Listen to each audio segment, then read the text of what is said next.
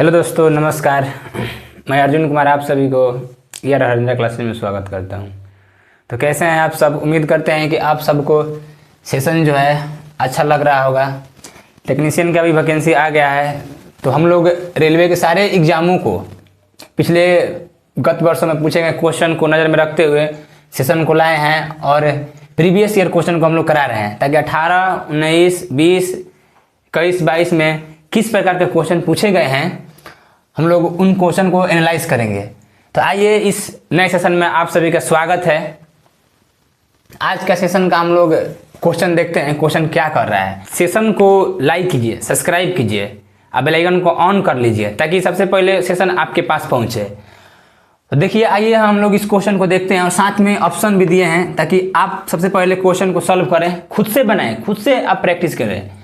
तो आइए हम लोग क्वेश्चन को देखते हैं। क्वेश्चन कह रहा है कि एक धनराशि पर 8 बरस और 10 बरस के साधारण ब्याज का अंतर 200 रुपया दिया हुआ है। यदि ब्याज की दर 10% प्रति वर्ष हो तो धनराशि क्या होगा? किस ब्याज की बात कर रहे हैं? साधारण ब्याज की बात कर रहे हैं। यहाँ पर एसआई की बात कर रहा है। तो 8 बरस और 10 बरस के साधारण ब्याज के बीच का अंतर कितना दिया? 200 रुपया दिया है। अब ब्याज की दर 10% है, तो धनराशि पूछ रहा है। धनराशि मतलब क्या? मेरा मूलधन का मान पूछ रहा है। तो हम यहाँ पर देखेंगे तो 8 बरस में साधारण ब्याज कितना होगा? 8 गुना 10 यानी 80%। तो 10 बरस में साधारण ब्याज कितना होगा? 10 गुना 100 यानी 100%। इन्हीं दो साधारण ब्याजों का अंतर हमारा कितना दिया है? 200 रुपया दिया है। तो इन दोनों का अंतर कितना यहाँ पर हमारा हो जा रहा है? 20%। तो यही 20% का अंतर हमारा 200 रुपया दिया है। अब जानते हैं कि मूलधन अपने आप में 100% होता है। जब मूलधन अपने आप में 100% होता है तो हमें 100% करने के लिए क्या करेंगे? हम दोनों तरफ 5 से गुना कर देंगे। और 5 से गुना करते हैं तो देखिए 100% बराबर कितना आ गया हमारा? 5 10 1000 रुपया, जो कि option number C is the right answer of this question.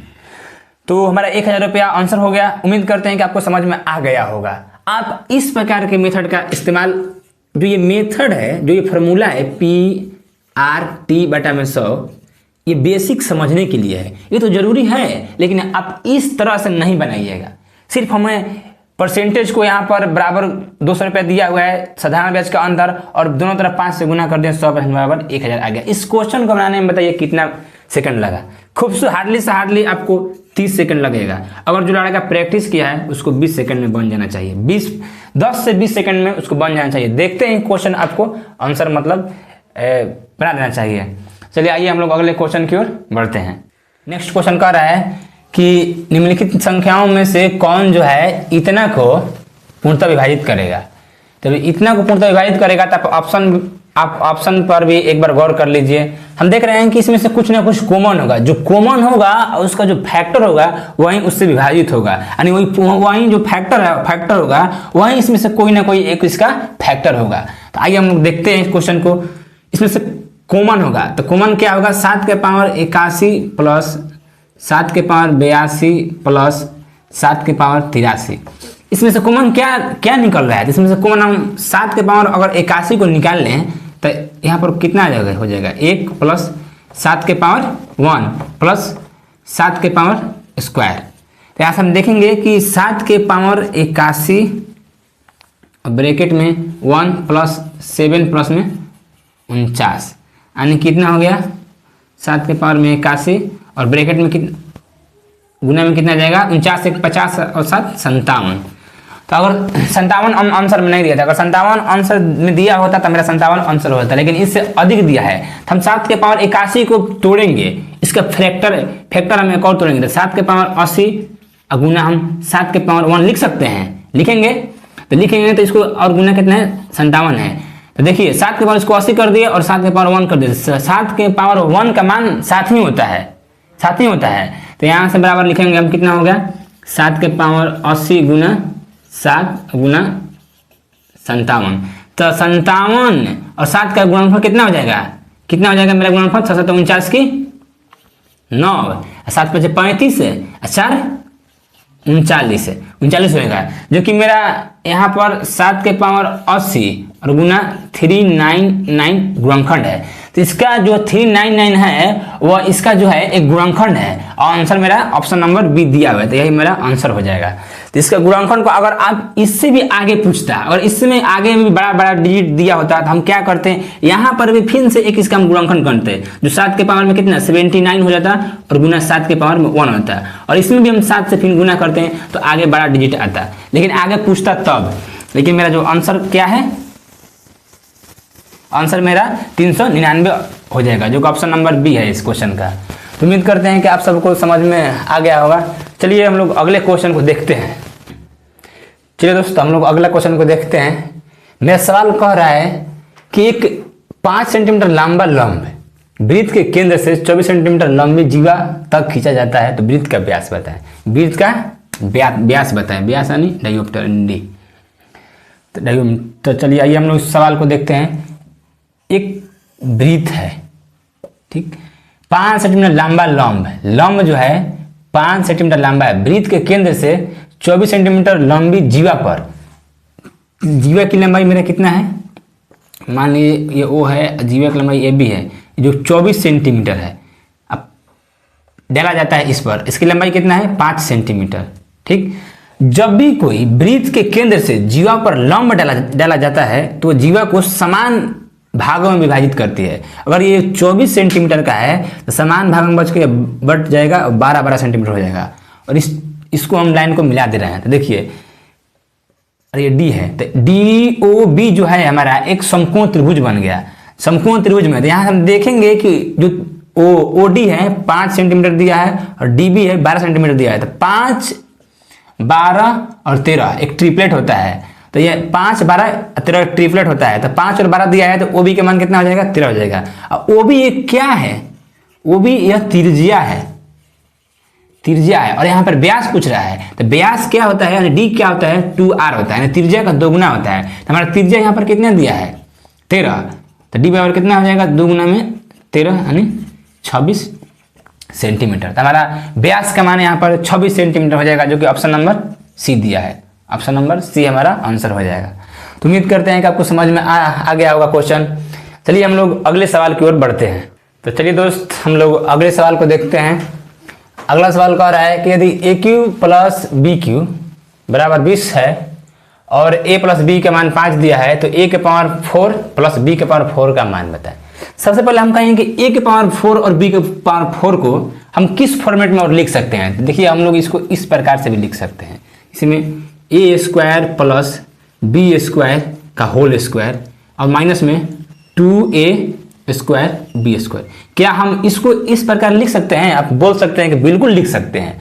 तो हमें इसका नहीं इसका मान निकालना है। तो इसका मान निकालने के लिए हम क्या करेंगे, सबसे पहले हम यहाँ देखेंगे कि ए क्यू प्लस बी क्यू बराबर 20 दिया है, तो ए क्यू प्लस बी क्यू का फॉर्मूला होता है ए प्लस में बी टू में ए स्क्वायर माइनस में ए बी प्लस में बी स्क्वायर और बराबर 20 दिया है।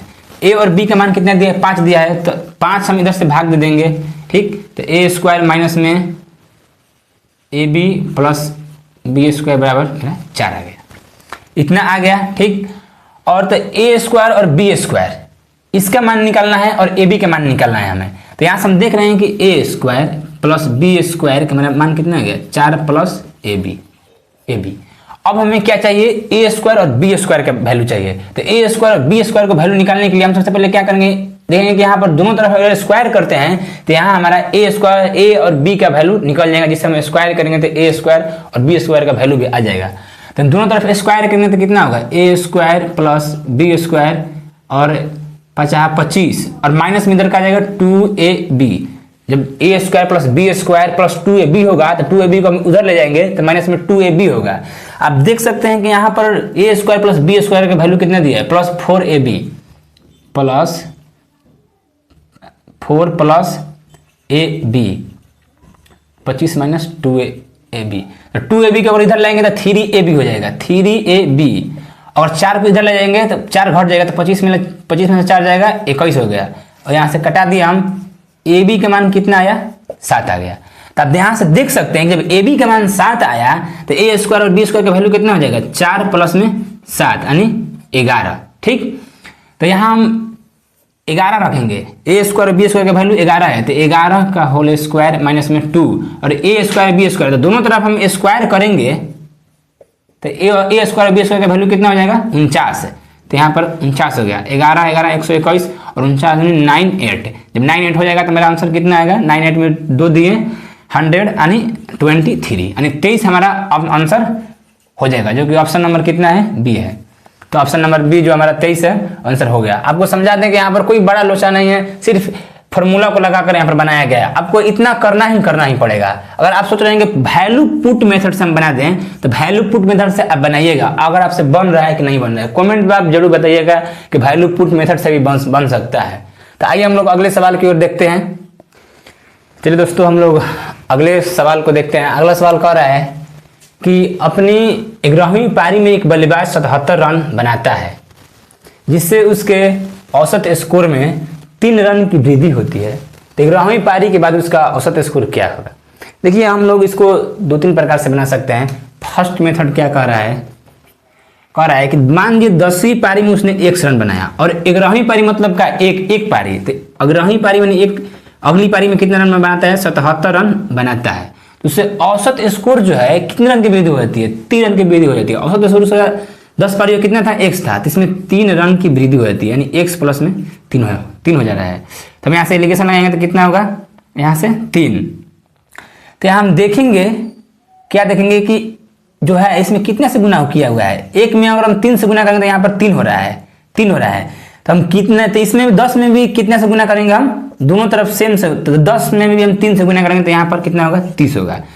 जो एवरेज होता है ये बीच वाला वो 1 से बड़ा और 1 से छोटा होता है। जब एवरेज जो है 1 से बड़ा है x प्लस 3 तो 77 से छोटा होगा, तो हम 77 माइनस में x प्लस 3 को अगर घटाएंगे तो हमारा 30 आना चाहिए, क्योंकि x प्लस 3 में से हम x को घटाते हैं 3 आया है, तो हम 77 में से माइनस x प्लस 77 में से x प्लस 3 को घटाएंगे तो मेरा कितना आएगा हमारा 30 आना चाहिए। तो x प्लस 30 का वैल्यू कितना आ जाएगा 77 माइनस 30 यानी 47। तो ये 47 जो है मेरा ये आंसर हो जाएगा, बड़ा हुआ आंसर। यही जो बड़ा हुआ आंसर है तो कितना बड़ा है, पहले एवरेज x था और बढ़ गया 3, यही जो बराबर कितना है 47 के बराबर है। तो मेरा बड़ा हुआ आंसर कितना हो जाएगा 11वीं पारी के बाद जो उस बल्लेबाज का औसत रन है 47 हो जाएगा। तो उम्मीद करते हैं आपको समझ में आया होगा। आप देखिए इस तरह से भी बना सकते हैं। मान लीजिए वो कह रहा है कि 11वीं पारी में उन्होंने 77 रन बनाया। जब 11वीं पारी में 77 रन बनाया तो मान लीजिए सारी जो 11वीं पारी है मैंने सारी पारी का पूरा उसका पूरा औसत स्कोर कितना हो जाएगा 77, हम 77 मान लिए पूरा, ठीक। लेकिन 77 है नहीं, एक्चुअल में 77 है नहीं, 77 नहीं है। तो कह रहा है कि जिससे उसके औसत एवरेज में 3 रन की वृद्धि होती है। जब 3 रन की वृद्धि होती है तो जितने भी पारियां हैं उस सभी में 3 रन की वृद्धि होगी। लेकिन हम यहाँ पर 10 गुना 3 करेंगे तो कितना आया मेरा 30 आया, 30 रन की वृद्धि हुई है। हम यहाँ पर 11 गुना 3 क्यों नहीं किए, क्योंकि 11वीं पारी में जो 77 रन बनाया है और जो 3 रन की वृद्धि हुआ है वो ऑलरेडी इसमें जुट चुका है। जो यहाँ पर मेरा 30 रन की वृद्धि हो रहा है जो अधिक है स्कोर से, तो उसको हम इसमें से घटा देंगे 77 माइनस 30 जो कि मेरा 47 हो जाएगा। मतलब 11वीं पारी के बाद उसका औसत एवरेज जो है वो कितना होगा 11वीं पारी के बाद 47 रन हो जाएगा। तो आपको इसमें समझना पड़ेगा। और बाकी सब तो ये मेथड हैवे किया है, लेकिन ये भी इसी से मेथड निकला हुआ है, ऐसा बात नहीं है। लेकिन आपको इसको एक बार समझना पड़ेगा। तो उम्मीद करते हैं कि आपको क्वेश्चन समझ में आ गया होगा, सोल्यूशन समझ में आ गया होगा। चलिए दोस्तों, तो हम लोग सेशन को आज यहीं पर समाप्त करते हैं। और ये जो क्वेश्चन दिया है आपके लिए होमवर्क है, इसको आंसर जो है कमेंट बॉक्स में जरूर बताएं। तो चलिए बहुत बहुत धन्यवाद। और सेशन को यहीं पर हम लोग समाप्त करते हैं। और चैनल को लाइक और सब्सक्राइब जरूर कर लें। धन्यवाद।